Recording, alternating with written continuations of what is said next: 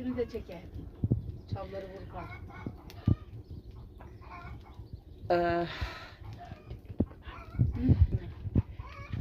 Köy fırınında hazırlıklar.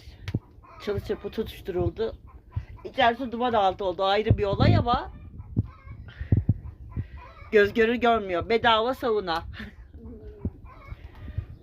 Çok güzel görünüyor. Tam senin istediğin gibi çıtır çıtır yanıyor şu an.